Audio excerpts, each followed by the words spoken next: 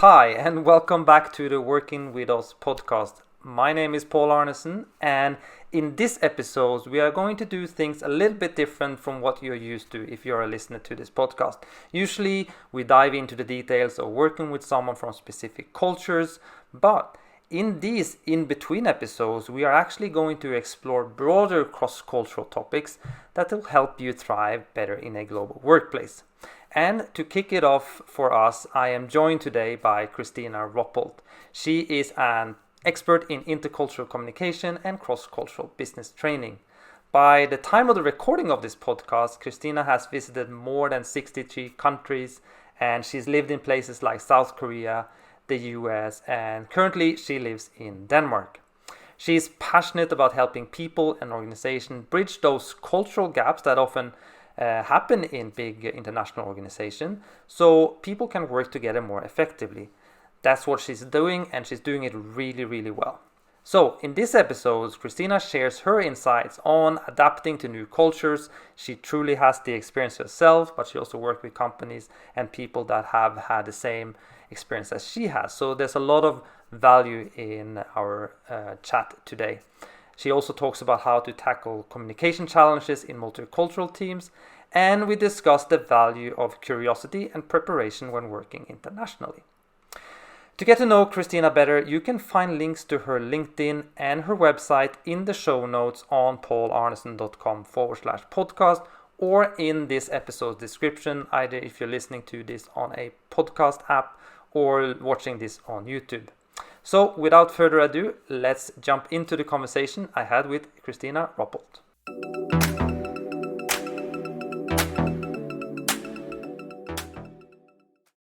Hey Kristina, welcome to the Working With Us podcast. How are you today? Thank you, Paul. I'm doing just great because I'm also very excited about our episode, and I trust that you're excited too. I'm very excited. I like these for the listeners, these in-between episodes of the Working With Us podcast where we dive deeper into cross-cultural topics. And today I'm very excited to talk to you. Obviously, you have a lot of experience, as you could hear in the intro, working in different cultures, living abroad, many different places. So I'm very excited to ask you some questions and see where this conversation leads us.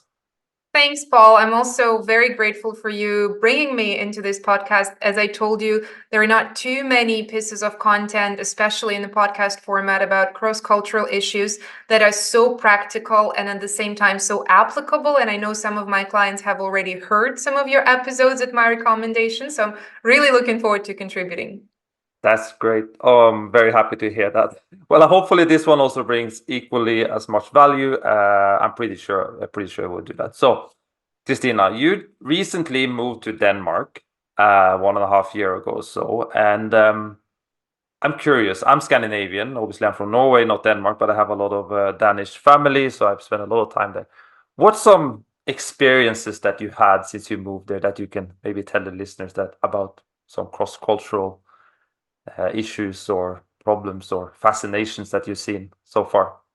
Yeah. Well, I probably should start by saying that a lot of my personal values align very much with the values that the Danish people share.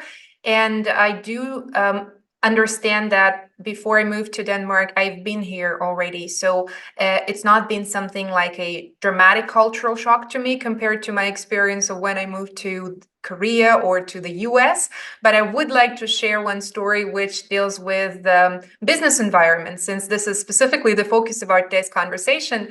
This happened to one of my East European partners who has asked me if I could possibly help him set up an event in Copenhagen, a networking meeting.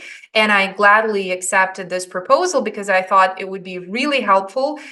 He runs a great entrepreneurial and IT community, and I definitely offered him some formats that I can assist with, and we ended up discussing a potential date.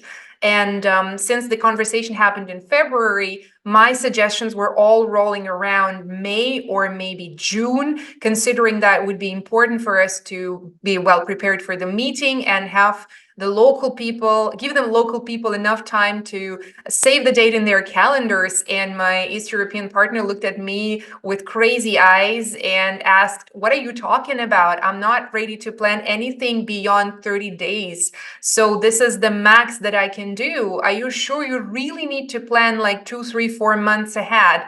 And in response to that, I gave him an idea that sometimes when you call to a Danish restaurant or a bar and you want to book a table, do you know, Paul, how long is the period that you can book a table at a beer place in Copenhagen? What's your assumption?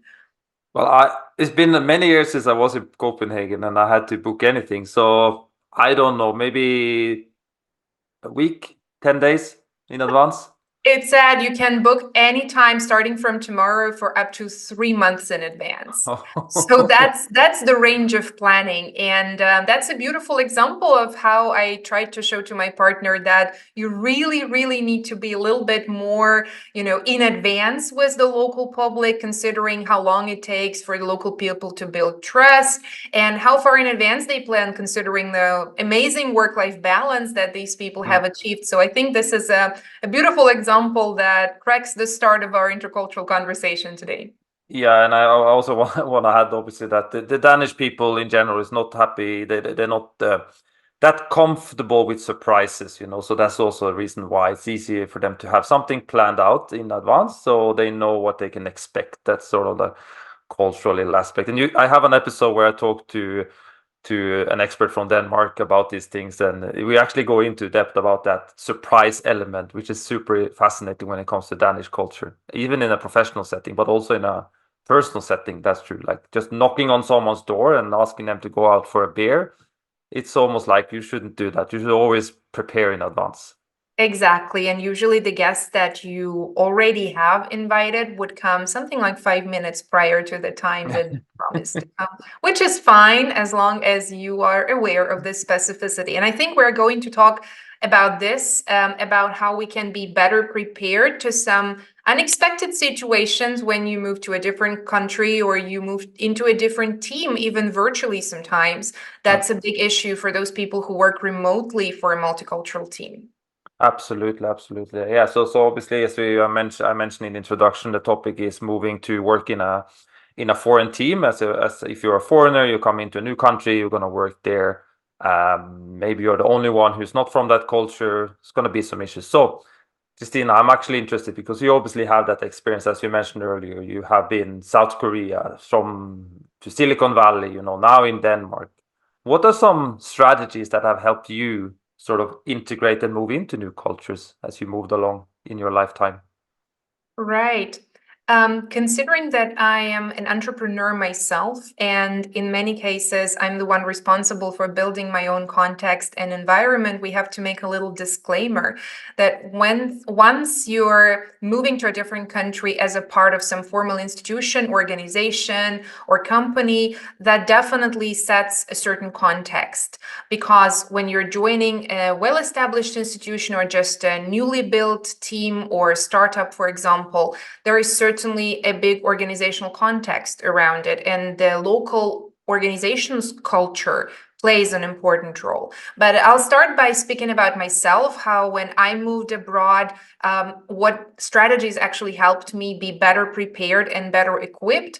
And I should say that we'll probably split them into three broader categories. And I'm sure a lot of our listeners will be able to add more of the examples into each of that category. So the first thing that I would usually advise to anybody who is moving to a foreign place, that be for studies, for work, or even for personal reasons, is of course to explore more about the culture and the country, but not in a sense how we might assume that. It's not all about opening a Wikipedia page and reading more about which are the biggest city in this country or which are the most popular languages spoken around that, but being a bit more curious and going a little deeper into the details, which are usually socioeconomic and cultural details that can help you set a better understanding of the local culture. That includes, for example, learning a bit more about local educational system, about local medical system, about how the families are structured, how big or small they are, what's the average age when people marry or have kids, what's the attitude towards ethnic minorities, racial minorities, sexual minorities, what's the attitude towards this or that values. And in this regard, there are multiple amazing sources, from World Values Survey with its Engelhardt map to some more practical and more easy to digest resources such as Cultural Atlas. So exploring more details and digging a little deeper than just learning some superficial facts about who's the king of this country and when the prime minister is going to be out of office is extremely helpful in this regard. So that's my very first big piece of advice. I don't know if you want to add. Yeah. I wanted to add, because this is super interesting and it's so true, because learning about the socioeconomic facets of a country tells a lot about how the people are, how the people behave, how they react, because you can compare it very easily to your own culture, because you have been born and raised into a socioeconomic structure yourself. And then you can start to have some awareness of why you react to the things you do.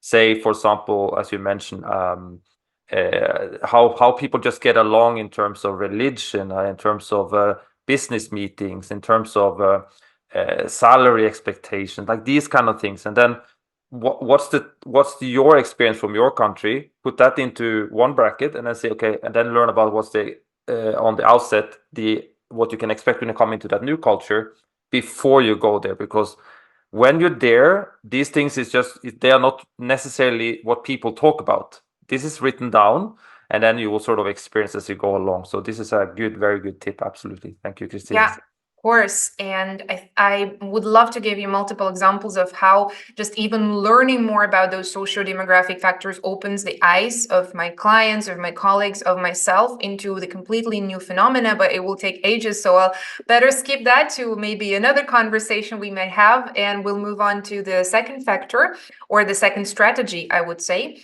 And this is more about touching a bit more real-time, modern representation and manifestation of a local culture, which is all about modern content and modern media. So what I mean under this is, obviously you can read a lot about the life expectancy and the average salary, but what do people really see as beautiful and interesting, as curious and important? What do people see as an important agenda for their society? It's all about their movies, their music, their media, their social networks, their newspapers and journals. So what is actually the local content that people consume and find interesting?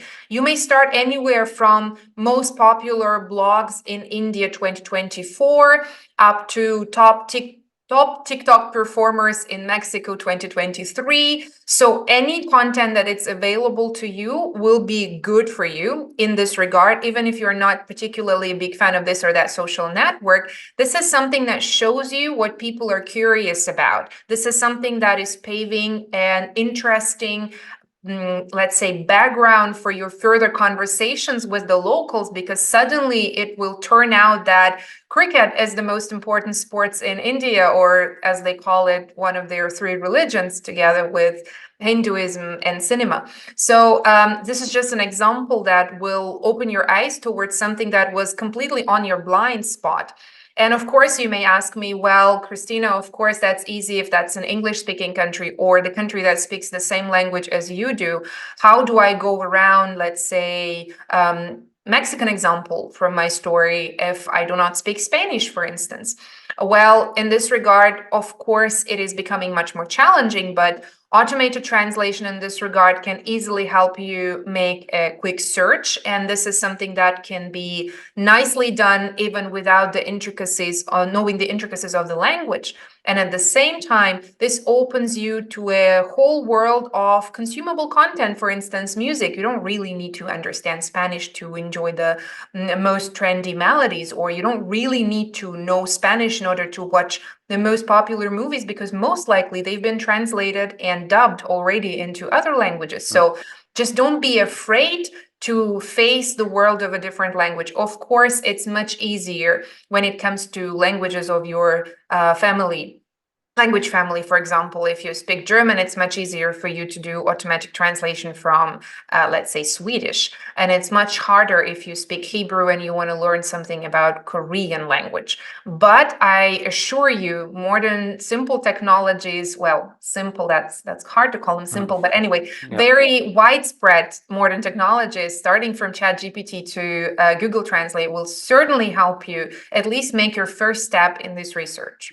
Absolutely. And I also want to mention something that you said there, which I always advise to people when they're moving to new countries to take a dive into the popular culture, and especially if it comes to things like watching movies and series from a specific country. Because just as an example, if you're gonna watch one Italian movie, you're gonna see one Italian movie, but Italy is very different from the north to the south. So if you see, and then you can make the wrong assumption about the culture because that movie might be set in Sicily, which is south, or Napoli, and then all of a sudden you think that's entirety of the culture, which is not true, because in the north it's a very different culture, and that goes for all culture that are very big and widespread. That inside of a country, the thing is very different depending on where you live and where you come from locally.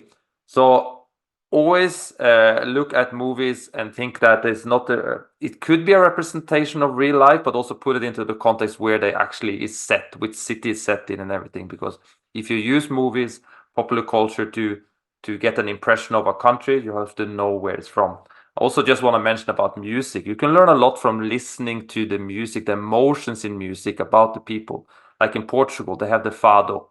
Now, the fado is very emotional. It says a lot about the culture there, the generation that sort of grew up in that atmosphere, and it sort of gives you an impression of how the country feels, right? You have the music from Mexico or South America, a lot of rhythms and all that, so it sets the tone. So I think it's a very fascinating tips again, Kristina. Thank you. Of course, and I think you're giving us a great take that could easily be related to people as well. Some of my clients come to me and say, well, I'm about to take a position in Brazil, and I earlier worked a lot with Brazilian medical professionals, for example, doctors in their 50s, and they were all males.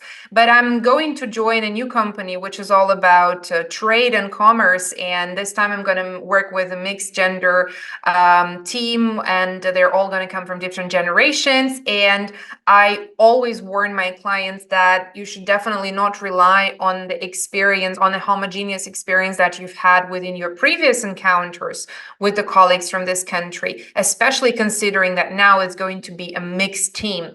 So it's the same thing, like do not rely on the experience of one specific person or two specific people if you want to build a picture of a very multifaceted culture. And pretty much every culture is multifaceted, even if we talk about mono-ethnic cultures, which are very rare, actually. Yep, absolutely. Yeah.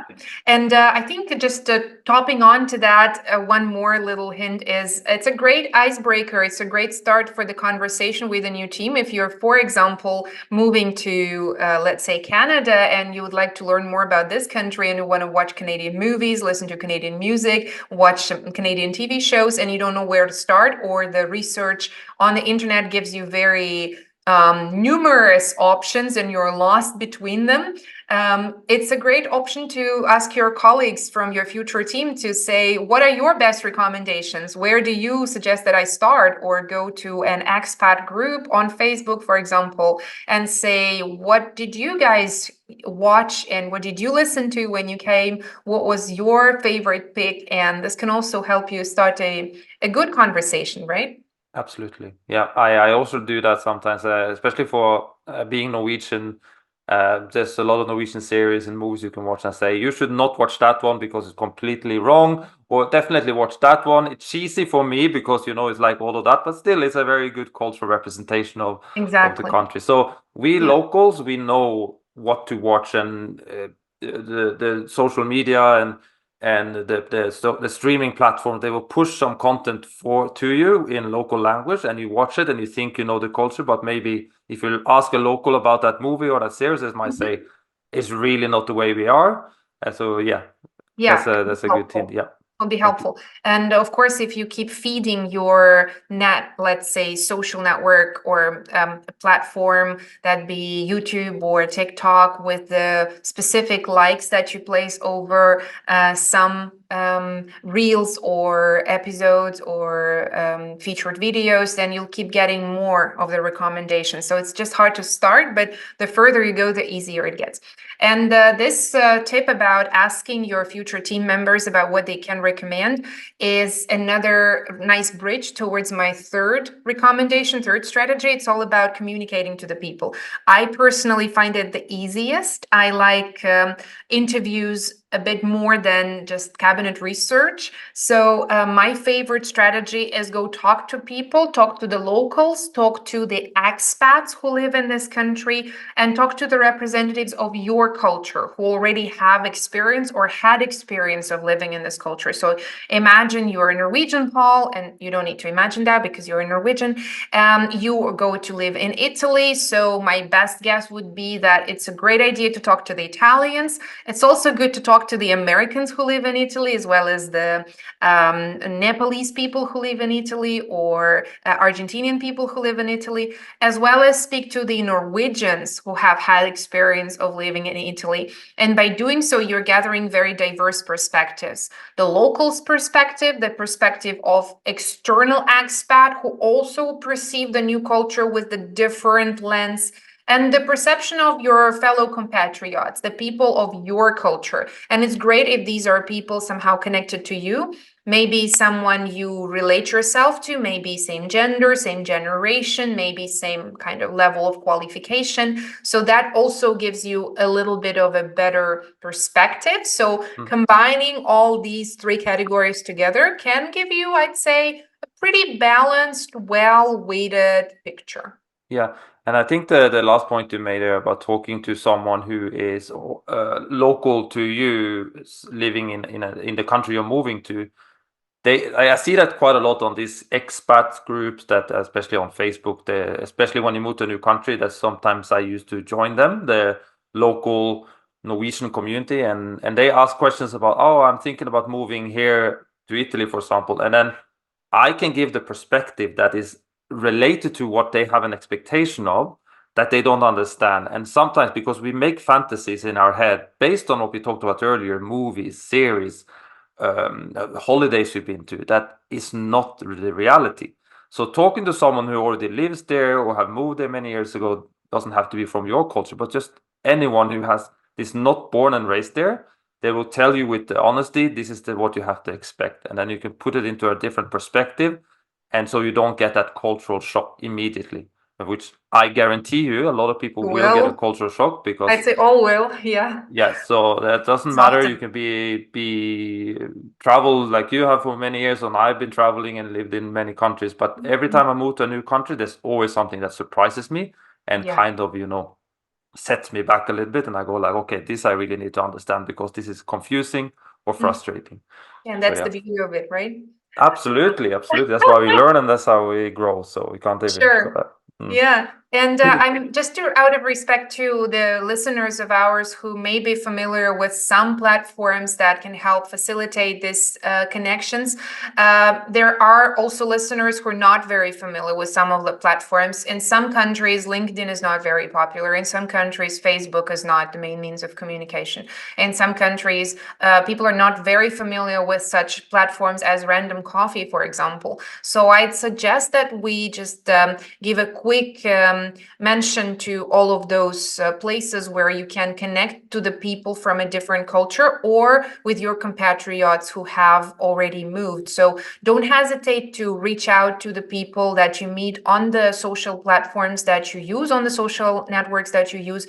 Could be, again, for the Chinese, it could be WeChat, for the Koreans, could be Kakao Talk. You don't need to immediately rush into all these new platforms because it might be frustrating and might be overwhelming. but use slowly and steadily the ones that you're familiar with. Find people who could be relatable to you in your issue, in your quest of searching new information, and then proceed slowly to other platforms. But don't forget that there are multiple free tools that you can use to connect to the people who'll be super happy to share their experience. You don't need to think like, oh, I'm just on my own, I'm moving to a new country, I know nobody from there. Hold on a second, are we sure you have zero connections to this country? Could you be that, let's say, maybe you have an alumni community from your past working experience, and some of your alumni members might be living there. Could it be that your alumni from university, mates that you studied with, maybe they moved in the same country? Maybe you have a passion hobby and you are a part of a global fan club, or a sort of a global community that shares the same passion or hobby. Could they be a source for searching and finding the people who are already in this country? So there are actually dozens and dozens of ways to connect to the people that could be your supporters in this journey. Don't hesitate, don't be shy, and just always reach out for help. The world is so much more open than we think. Yeah, absolutely. And also, I just want to mention on the topic that a lot of countries have some sort of economic interest in many countries. So they might have some sort of commercial entity that is set up there that do events. The consulates or the embassies might have information that you can reach out to. Some of them are very nice. You can call them. Some of them are very small, so they're very open to talk to you. Totally. So yeah, Trade missions, Chamber of Commerces, cultural absolutely. centers, all of those things. Yeah. Yeah, absolutely. Perfect, Kristina. That's some very insightful tips there. You mentioned a little bit about communication, and from your experience, do you have any examples of, I don't know, have to be examples, but like in your training or working with any communication barriers that you have observed or something that you need to overcome when you come into multicultural teams? Yeah, that's a very good question. And it leads us more to, let's say, narrow a discussion over communication issues that we encounter at a workplace.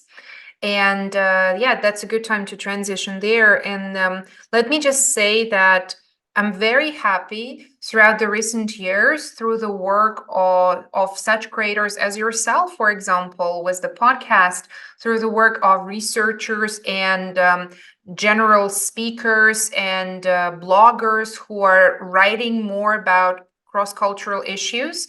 We have, let's say, certain consensus around global workers, global trotters, that there are certain barriers that you are inevitably going to encounter when you start working for a foreign company in a foreign country, or for foreign team, even if it's a remote work.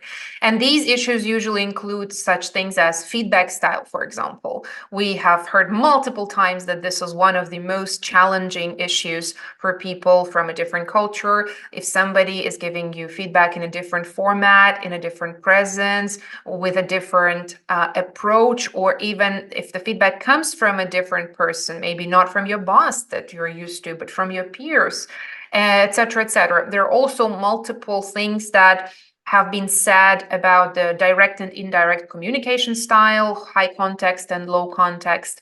There are multiple things that are being said about different managerial styles, hierarchical and more egalitarian, and I don't want to repeat that. But my point here would be a bit more overarching. What I want to say is it's important for your psychological safety to be prepared that once you enter a realm of a foreign team or a foreign company in a new country or remotely, you have to be prepared, simply have to be prepared, that pretty much anything that you perceive as normal or basic or something that goes without saying can be done differently.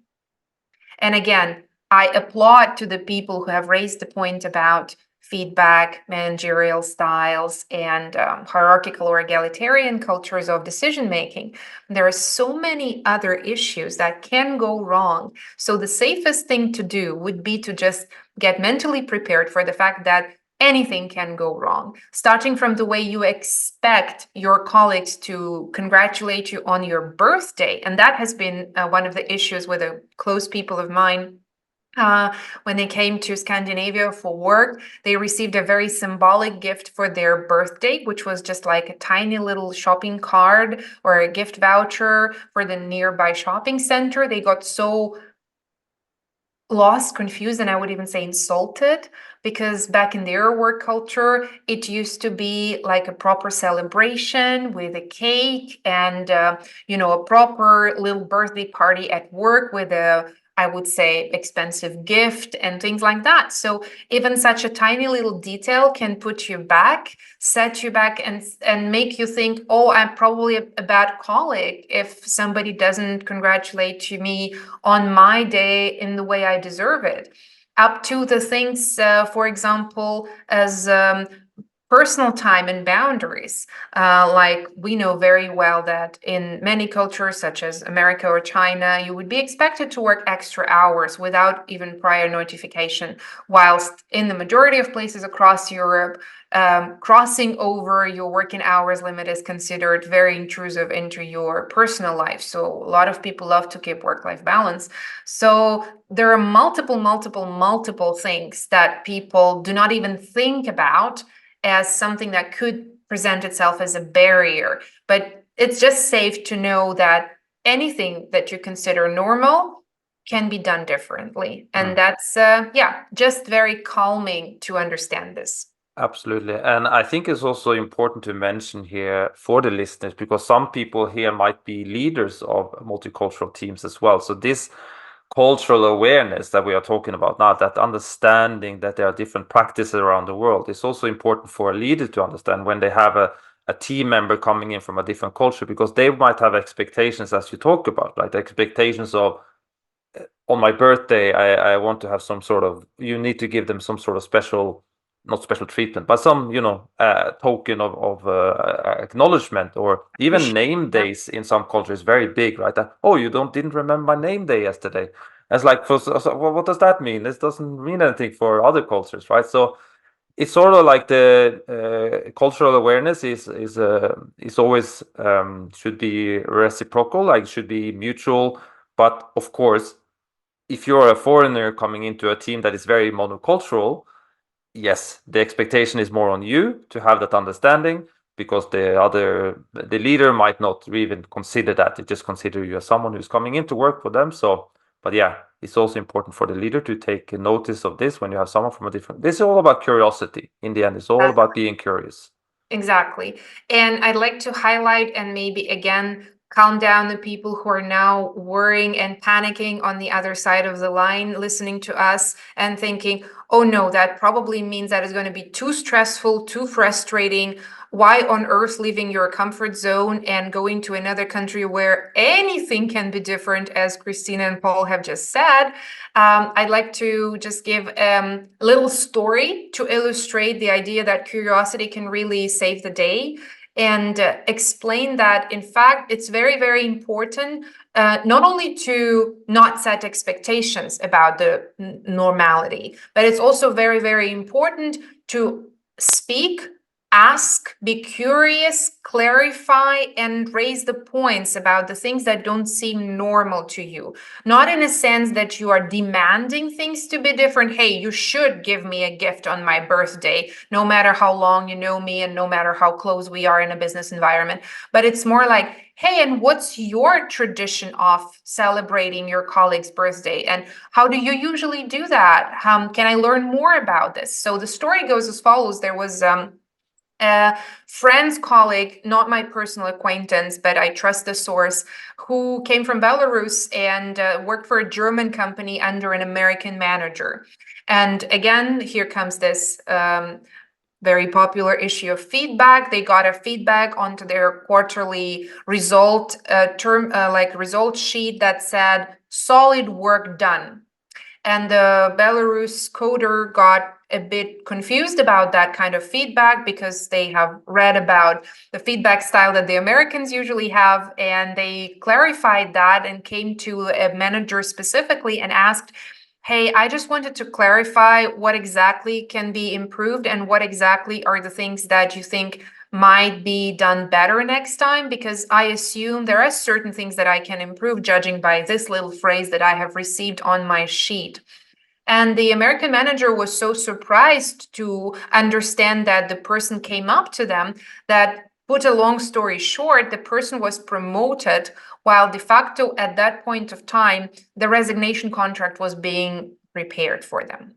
So the person was almost on the verge of being fired, but their curiosity and the further conversation that has opened up, and the conversation that has opened up and been elevated to their HR, and the whole discussion that has been opened about their methods of work, the work has been done, etc., has come to the point that the methods of work from this specific Belarus person were reassessed, reevaluated, the value has been recognized, and the person has actually been promoted. So, as a matter of fact, as I told you, there is never right or wrong method of doing that unless it's specifically stated in your communication policies or in your organizational, let's say, foundation papers or any specific policies and guidelines in your organization.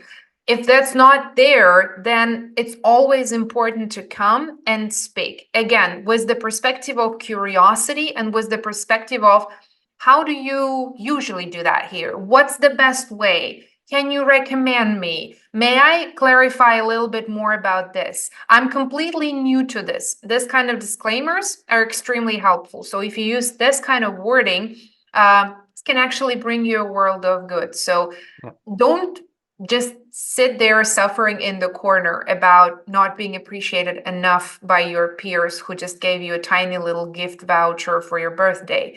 Instead, come up and speak about that, or write about that, or clarify in any way that is convenient to you. And I understand that sometimes it's very challenging to stand up and say, hey, I noticed you guys are doing that a little differently. What's your way of doing this? If that's challenging, start with a tiny message in a messenger to your colleague that you trust the most.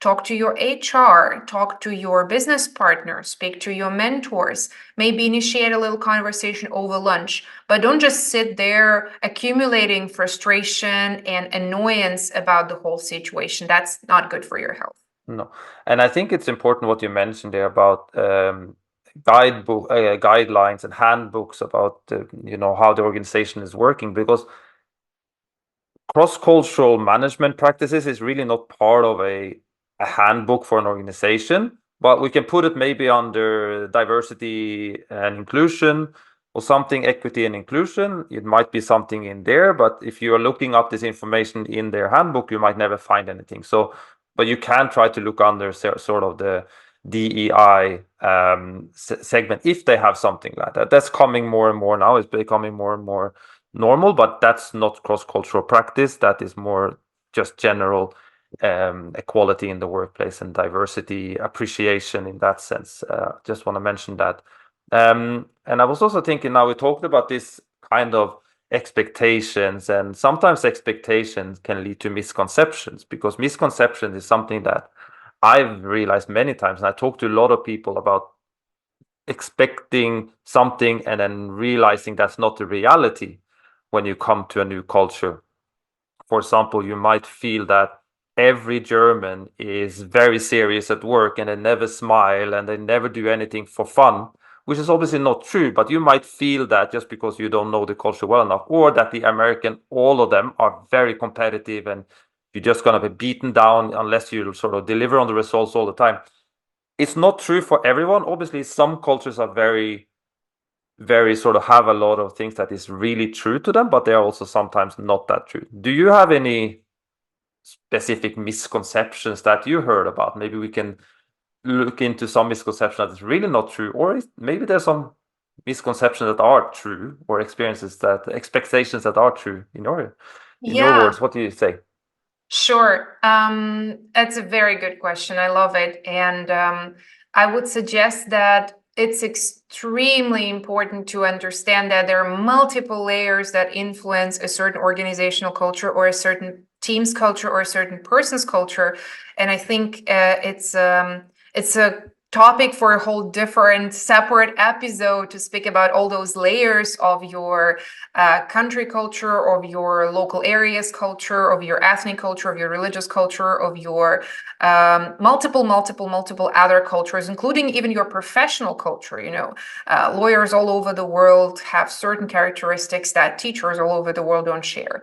So putting that aside, I should say that there are several misconceptions that I commonly encounter when it comes to the work with multicultural teams that I conduct. And speaking of the challenges that are found in the guidelines in the handbooks of a company under DEI section, I commonly recommend to my clients, and we work on that together with them, to put certain communication tips and recommendations and expectations into their communication policies, which can also help you a lot in a multicultural team if you specify what's the way to provide feedback, what's the way to approach your manager, what's the way to give feedback to a peer, what's the way to consult upon a certain specific challenge. So that can be also done there. Do not give up on that. If it's not there, you can always initiate the inclusion of these points, clauses into a handbook. So speaking of the misconceptions, let me approach this question from a little unusual perspective, but being a woman, I very often hear a question from my female clients about their travels, business travels, or their work proposals from some countries that are known to be not very gender equal countries, let's put it this way. So I have some clients when ladies, business leaders go to China, when they go to Saudi Arabia, when they go to the United Arab Emirates, sometimes even when they go to India or Sri Lanka, they ask me questions like, am I going to be respected? Am I going to be treated equally? Am I going to face some discrimination? Am I going to do this and that? And in many instances, they're extremely worried about their situation. So worried that very often, as a consultant, I receive a question, should I bring my subordinate instead of going myself because they are an older male, and that probably will be more efficient if a male representative from our company comes and does this project for us, etc., etc. And I should say that it is extremely important to not overweight the perception of gender inequality in such countries. First and foremost, let's refer our listeners to the part number 1 of our podcast episode and learn a little bit more about the actual data and statistics. Very often, the data and the misconceptions that you have are really outdated. So what you know about China is probably what you have read about China somehow, I don't know, 20, 15 years ago. Yeah. And there's a fantastic book by a Swedish professor, Hans Rosling, called Factfulness. If you haven't come across that book, I highly recommend it. It's all about how our misconceptions about different cultures and societies are based on old data. So I recommend you to update your data anytime you go on to such an intercultural journey. And I'd like to say that in many different instances, the experience that the women get in these cultures, we can actually call them in many cases patriarchal cultures, and we wouldn't be wrong to say so. In many cases, their experience is actually quite positive. And we have to say that there are certain tips and certain recommendations that women are expected to follow in these cultures. But because they come as a foreigner, it is very often happening that they're perceived out of the local social norm. So it's my recommendation to all women who listen to this podcast, do not take it very easily and do not perceive that all over the world women's rights are treated in the same fashion as perhaps in your country, but do not over scare yourself about the potential opportunities for you in the other culture. And another very typical misconception that I also perceive is about lack of punctuality and the so-called flexible timing in multiple countries of Asia or South America or Northern Africa. A lot of my clients also come with the question like, what should I do if my Moroccan colleague comes 2 hours later to a meeting? Or what if my Indonesian partners or my Indonesian leaders are going to be coming 90 minutes later for the calls or something? Is that going to be true? Is that something that really happens. And in many different instances, it's again not exactly the case, because the industries that we're talking about are usually progressive industries. We're not talking about some, let's say, rural areas, governmental institutions somewhere far away in the middle of Java. Yeah, we're very often talking startups. We're very often talking about IT progressive companies. We're very often talking about internationally influenced organizations. So it is not as bad as you think. It's probably not going to be German punctuality, because we started with the German misconceptions, but very often the global norms of meeting conduction, or the global norms of respecting each other's times, have already influenced different cultures more than you expect. So be cautious, be aware of that, but don't over scare yourself with such kind of misconceptions. No. The last example with time is something I have experienced a lot, and I know from Italy that a lot of people, especially in professional settings, they like to be on time. It sets they want to be perceived as professional, and being on time is professional, but maybe personally it's not the same. So it's also important to distinguish what two people do outside of work and what they do at work, because as you said, there's a global norm of what is good business ethics and practices that is very different from. So you can have a friend who's always late to a party, but when it comes to work, they're always in time. So it's always important to understand those things. And also, I want to add a little tip here that actually I used a lot when I when I'm assisting people in recruitment processes. I've done quite a lot. Is that it actually helps sometimes to understand a business and a specific culture by going to their website or LinkedIn and look at the people that work there, to have an understanding of the setup of the team. Is it like a very, like you mentioned, maybe a large majority of men that work there? Is a good mix of people from different backgrounds? You can see that in the picture of the people that work there, but also the way they dress. Especially if you go to a website's About Us page, look at the pictures they have on their profile. You can tell you a lot about how they want to be perceived, right? So you can have an understanding before you move there or go for a meeting to see this is a very formal company. All the pictures are very with like a tie, so you might want to dress up formally if you go there. If they're very more relaxed, you can dress more relaxed. So you can do a lot of these preparations that sort of, if your conception is that you're gonna go to a meeting in a culture like, say, in Italy, where fashion, you have a bella figura with like a good dress all the time, and you look at their website and they all look like they're like, Hoodies. typical, yeah, hoodies, right? Of course, you'll be the weird one coming looking like a coming to the Oscar gala, right? So So you just true. have so this is something that I think is very important, that you can, the same as we have talked about earlier, is preparation, reading up, understanding. Look at the company's websites. If they have a picture of the people that work there, you can get a good understanding of how they are. So true. One other very good tip, and I'm happy to freely share that with our listeners, is when you are prepping for an international interview, it's extremely helpful if you already know who's going to be your interviewer, your potential boss, for instance, to also look through the videos on YouTube or on the other sources with this specific person. And this has actually helped several of my clients immensely, because knowing what exactly is the style of the communication for this specific person, what are the business agendas that they're caring about, that they're worried about, that they raise during their business interviews, is extremely helpful. And I understand that that may not be the case with a small startup, but if you're applying to a bigger organization, if you plan to work in a big corporate organization, that can be enormously helpful, especially if this specific person is not exactly a perfect stereotypical example from this specific nation or ethnic group or whatever.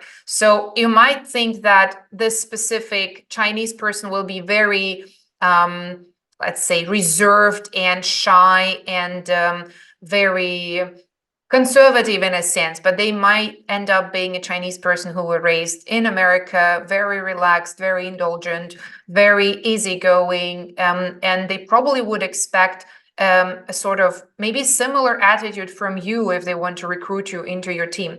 And just to give a quick disclaimer to all of those who were touched by this tuxedo gala style of dressing that Paul gave in the example, I want to say that knowing about the expectations in a specific team or in a specific company or in a specific culture doesn't mean that you need to change yourself to fit in. That is extremely important. And this is what I hear a lot as criticism to intercultural consultants, as if they are kind of trying to break their clients, to change their personality, to make them adjust 100%, 150% to the new team that they're going to join, that they should dress differently, speak differently, approach time management differently, etc., etc.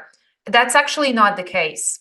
I have a fantastic example of my Russian friend who went to Denmark to work here, and he's always wearing a formal tuxedo all the time, no matter where he goes. He just loves a bow tie, very formal attire, and he looks very, very different from the majority of the Danes who are wearing hoodies and ripped jeans, as you say, very relaxed style of dressing. Nobody values him less for that. Nobody appreciates him less for that. Nobody sees him as a weirdo, or at least this was my understanding and the communication when I saw him. It's just his particular personality feature. This is what makes him stand out. But what I'm talking about is not changing yourself. What I'm talking about is being prepared. And this is important. It's extremely let's say it's critically important for both your business success and your mental stability, I would put it this way. Knowing things doesn't mean that you will be putting them onto you immediately and in the way you see copy pasting from the people around. It's just being better prepared. That's all I want to say. Yeah, and that was your tip number one earlier, like to prepare yourself, because it puts you in a mental mode. That's why if you see someone dressed in a specific way, you can sort of just think that, okay, this is a little bit more formal than I had expected, and then you're prepared for that. You don't have to dress a specific way. And I think it's also important to mention there are very generational differences now. We are not living in the 60s and 70s and even the 80s anymore. Yes. So people are more open for, a little bit of flair and flexibility, and it's fun to be a little bit different, right? So that's age again. That's another thing just to prepare about, like, are the person you're talking to very young, or are they like a senior? Like it's always the same thing. Preparation is the sort of the thing we want to talk. We have to take into consideration. Sure. And for those of our listeners who are worried if they have prepared well enough, there's probably never enough of preparation. So when it comes to intercultural communication, at some certain point of time, you just need to put a hard stop on that and say, well, I am who I am. I appreciate myself. The most important thing is that I respect the other people. I have curiosity towards what they do and who they are. And as long as I'm staying respectful, open-minded, curious, and flexible, that's probably a good of a starting pack for any international traveler or any international worker to join a new environment. So don't, again, overcharge yourself too much. I think my motto for this podcast would be relax and enjoy. That's the biggest recommendation I can make into many of my clients. And it's my personal opinion is that it's much more fun to learning by doing. So when you go to a new culture, you're gonna learn so much more than you will ever read in any textbook. That's the thing. Like you can read about a lot of stuff, which is probably true, but sometimes your experience of coming to a new culture will be very different from what you had expected. So it's just about taking time and enjoying the process. Sure. And yeah.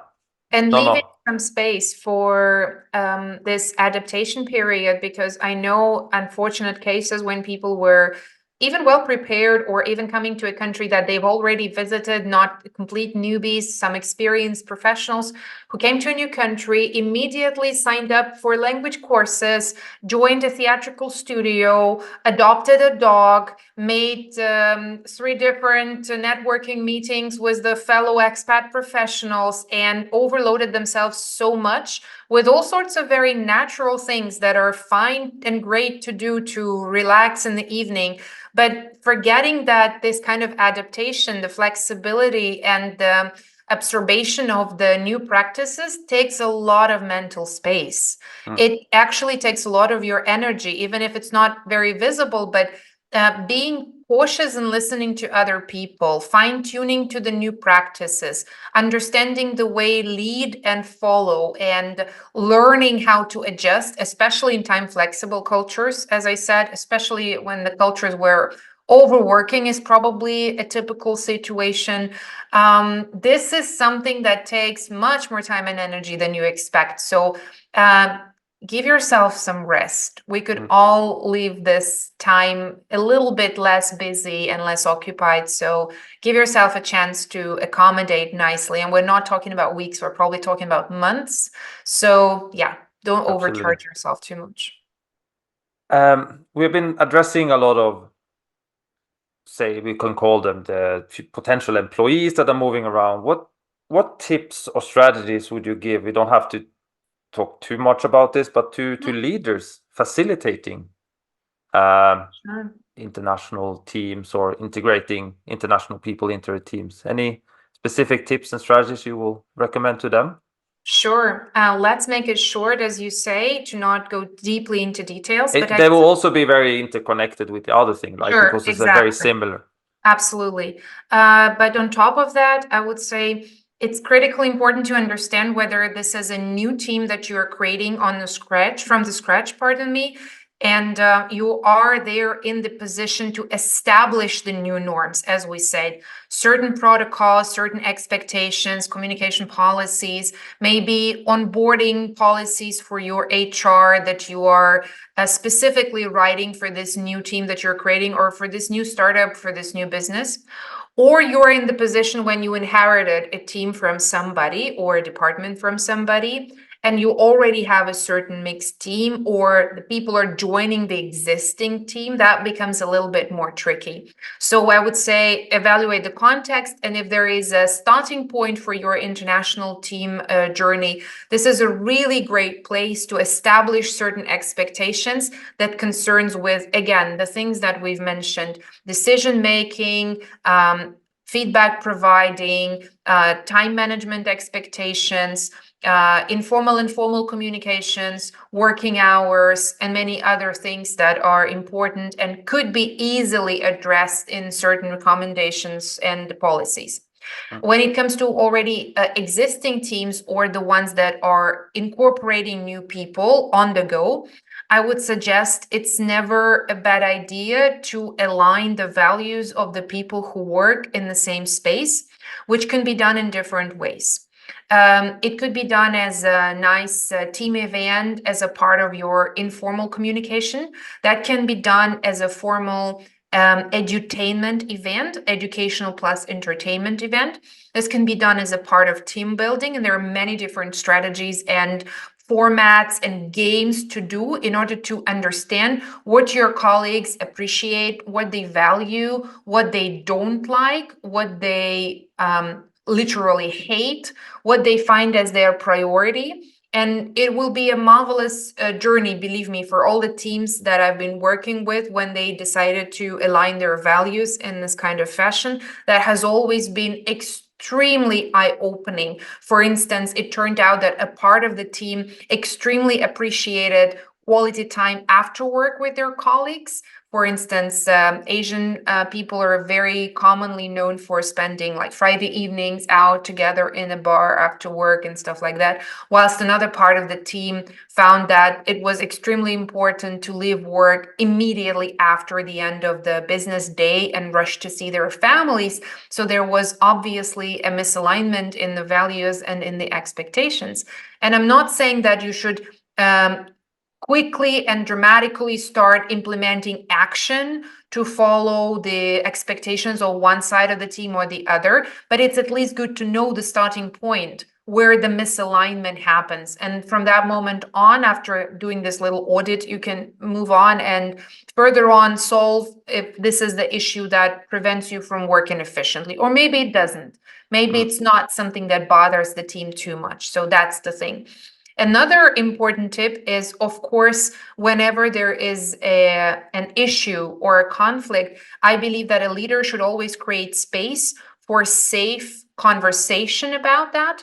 So it is critically important to give people an opportunity and a hint that whenever there is a challenge, discomfort, misunderstanding, or even a conflict, there is always a certain safe space. Doesn't matter, can be in a form of a red button, a special link, anonymous poll, or a quarterly meeting with your HR. There is safe space to talk about it, because I know some teams, even here in Scandinavia, where leaders say intercultural is bullshit, pardon my French here, and this has nothing to do with people's past cultural experiences. This is all about your performance. So if you're unhappy with something, that's probably the issue of your performance or the performance of your colleagues. So let's say, shut up and let's keep working. That's what the approach is. So I say it's critically important to have some space specifically designed, or some time or some opportunity to raise the issues that bother you in a safe, anonymous, and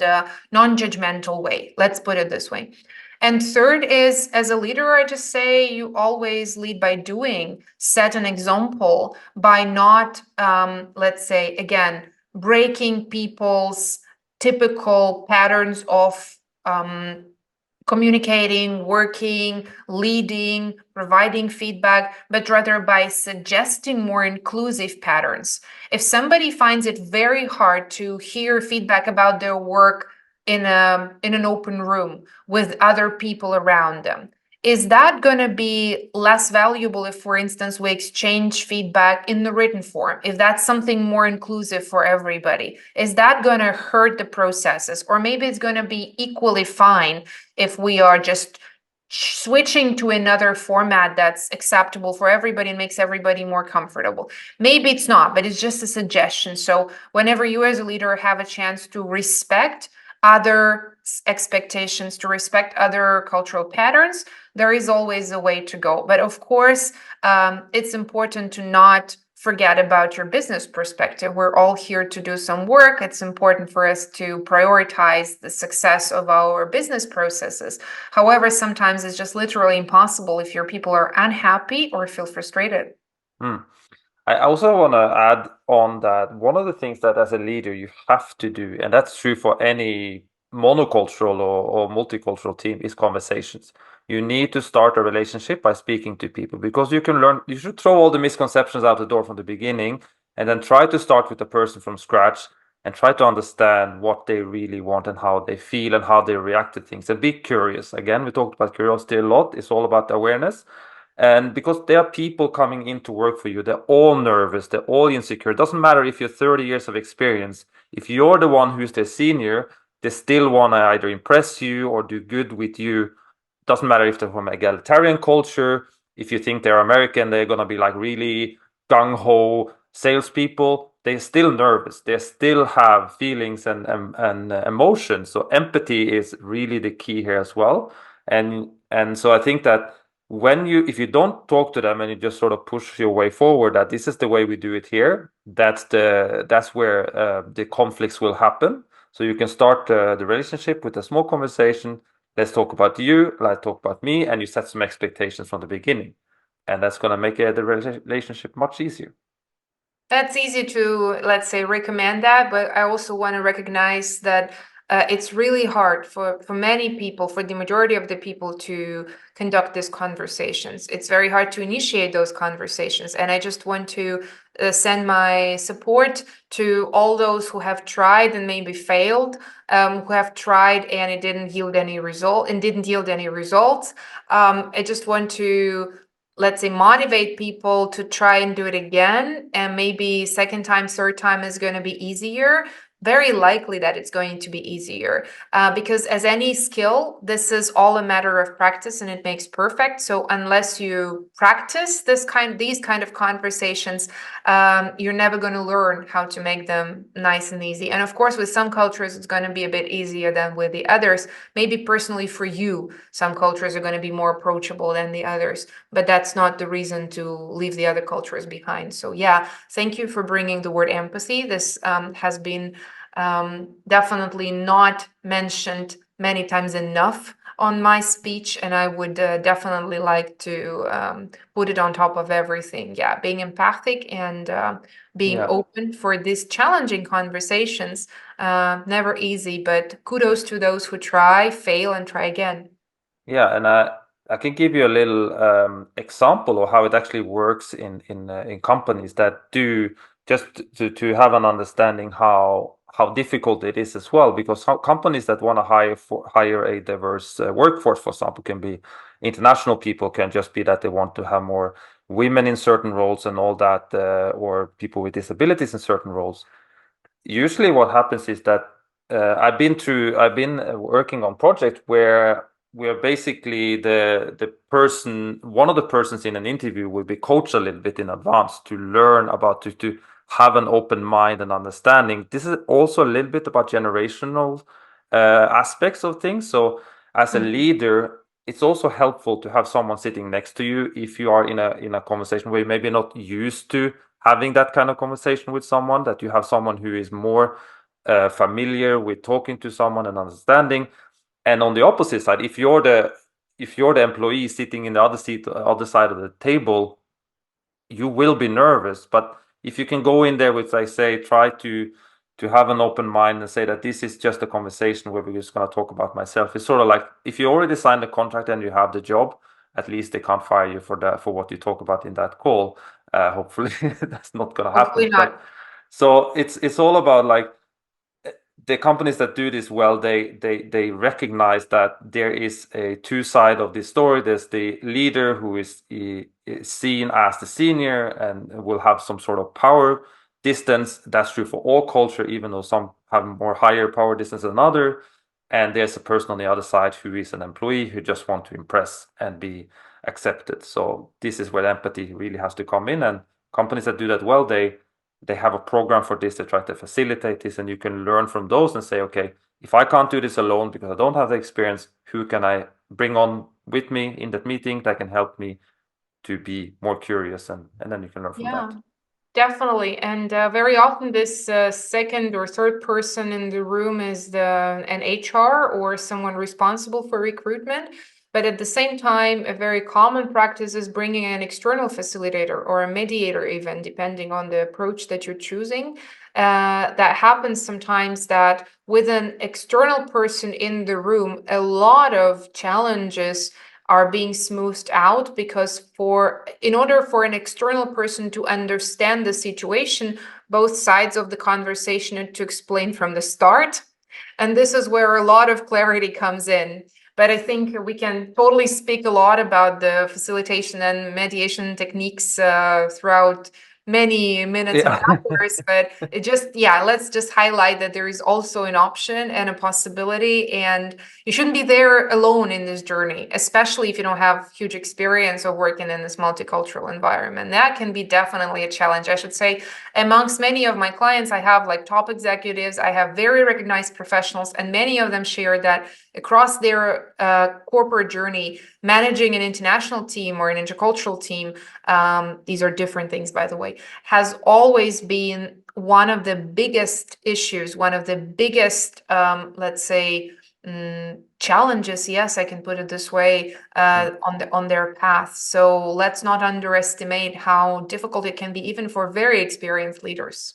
Yeah, no, absolutely. I've seen it. I talk to people that have 40 years of work experience, but they have no experience in doing interviews with someone from a different culture. So this happens all the time, and yeah, it's always good to have someone to help you. You're never alone. There's a lot of resources out there that is happy to help, even externally. So I think it's good to mention that. Anyway, I don't really have any other questions on my list here for today, Kristina. Do you have anything you want to say? Anything you want to add before we end? Anything on your mind you want to mention to the listeners?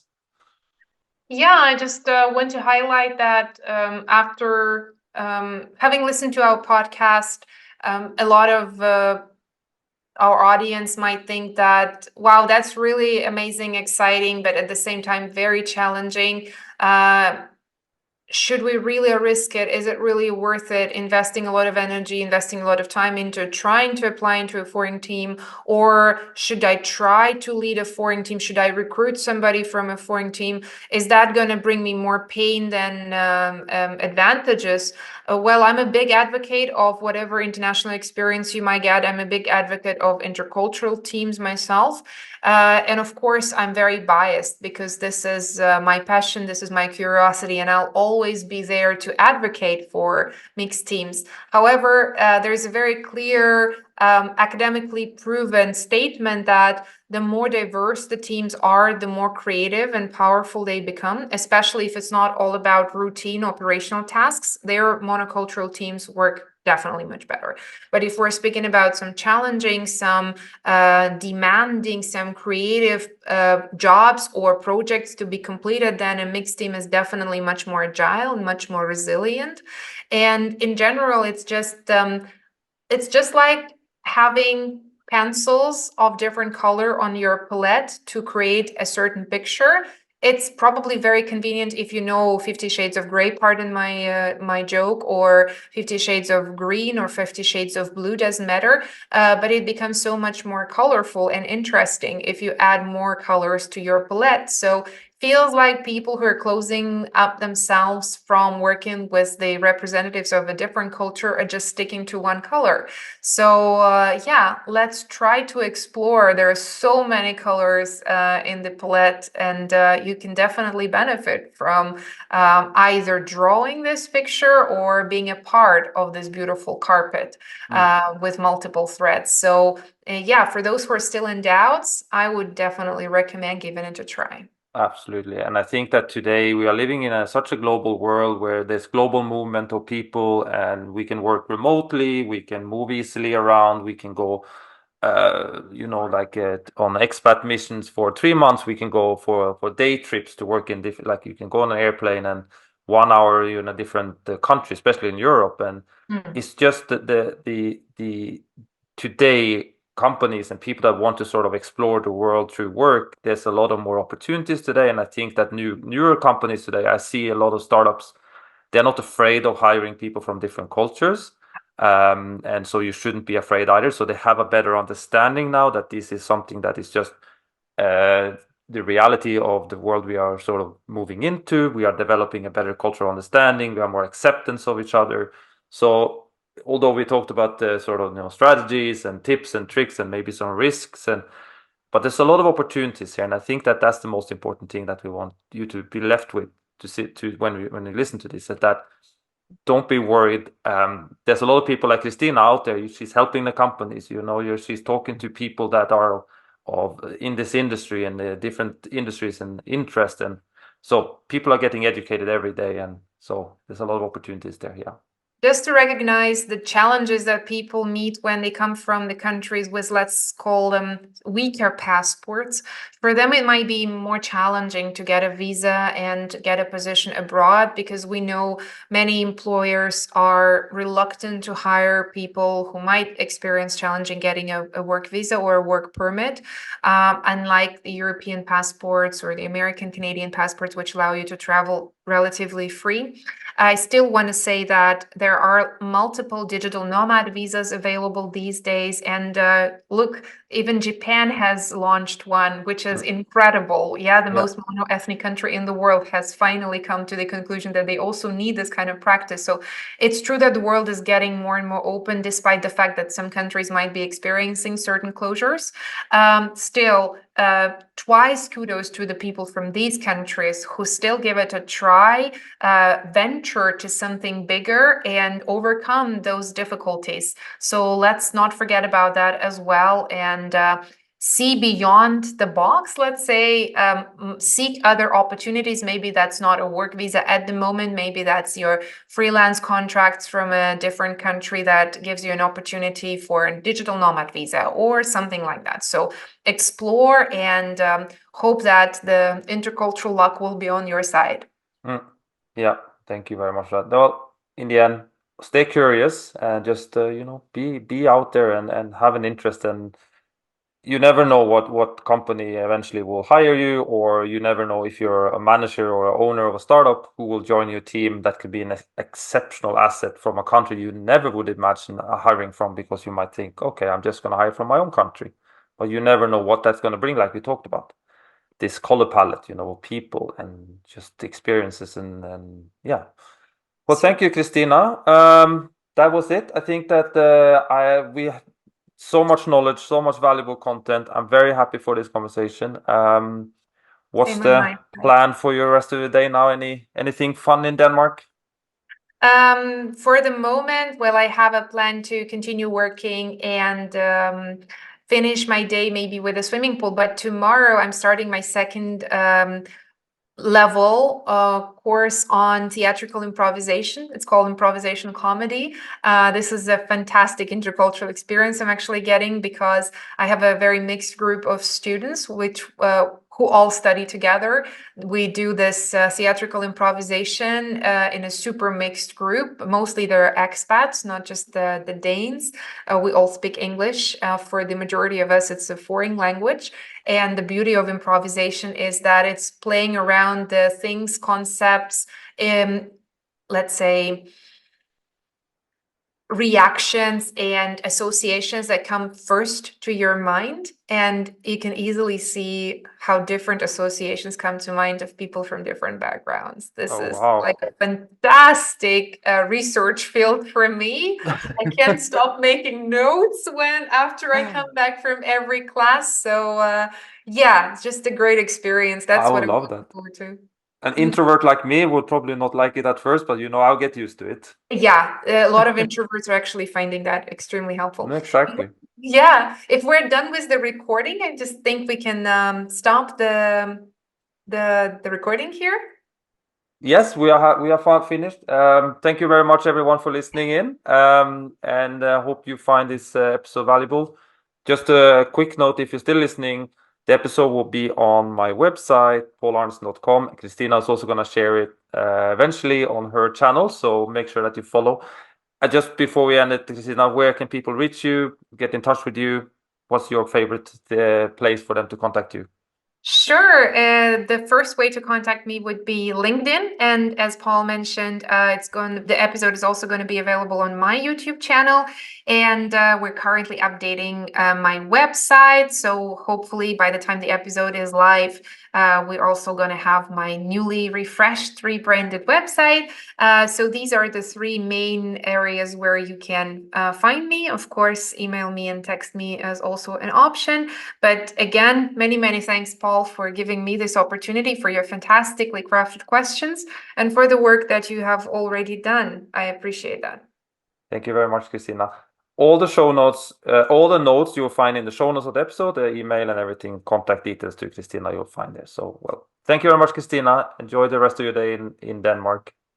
Thank you. Bye You too. bye. Bye.